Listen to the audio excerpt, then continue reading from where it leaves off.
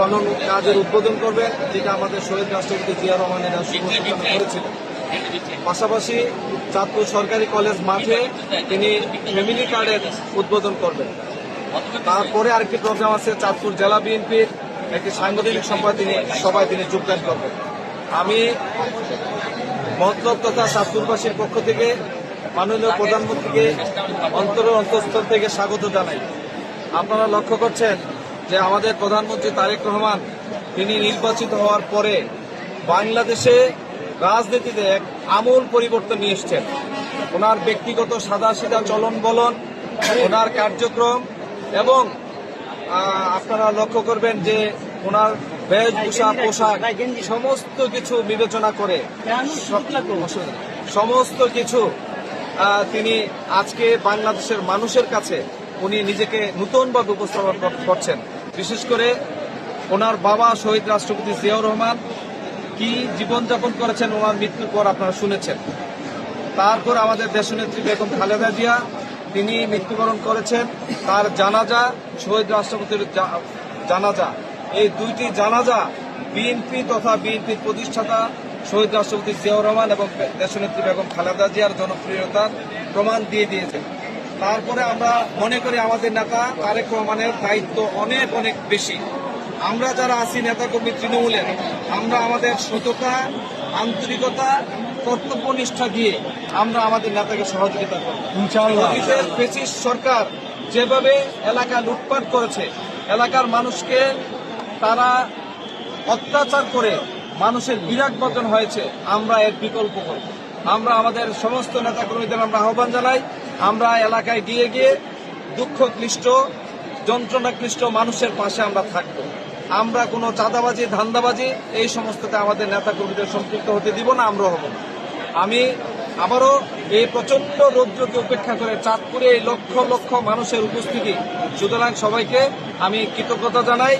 এই যে আপনারা কষ্ট করে এসেছেন, আপনাদের খাওয়া দাওয়ার সমস্যা হচ্ছে, আপনাদের বসার সমস্যা হচ্ছে, তারপর আমরা আশা করি আমাদের প্রিয় নেতা তারেক রহমান আসছেন, আমরা সবাই আমাদের নেতার এই সম্মান প্রদর্শনার্থে আমরা এই দুঃখ কষ্টকে আমরা ভুলে যাব।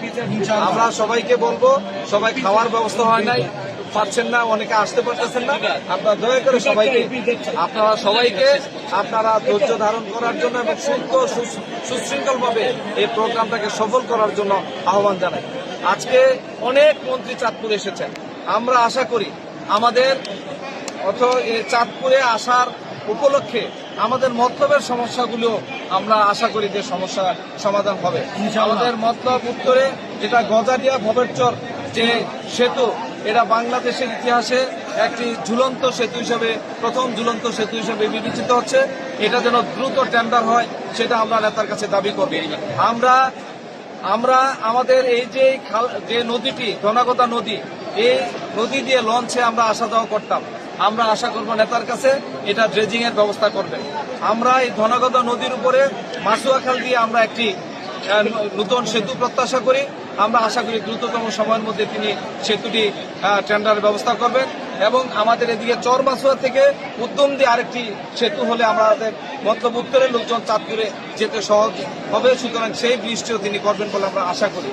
এছাড়াও আমাদের যে রাস্তাটি দিয়ে তিনি 2005 সালে গিয়েছিলেন, পেন্নাই বাবুরহাট সড়ক, এই সড়কটির আঁকাবাঁকা, এটা উনি আশা করি এই আঁকাবাঁকা এটা সোজা করার জন্য ব্যবস্থা নেবেন। এবং পাশাপাশি আমরা আশা করব, নেতার কাছে দাবি করব যে নারায়ণপুর বাজার এবং ওইদিকে দাউদকান্দি নইয়ের বাজার, এই দুইটা বাজারকে বাইপাস করে আমাদের রাস্তাটি 4 লেনের এক রাস্তা উন্নীত করবেন, এই আশা আমরা করছি। আমরা আশা করি আপনাদের আগমন, শুভেচ্ছা, স্বাগত। তারেক রহমানের আগমন, শুভেচ্ছা, স্বাগত।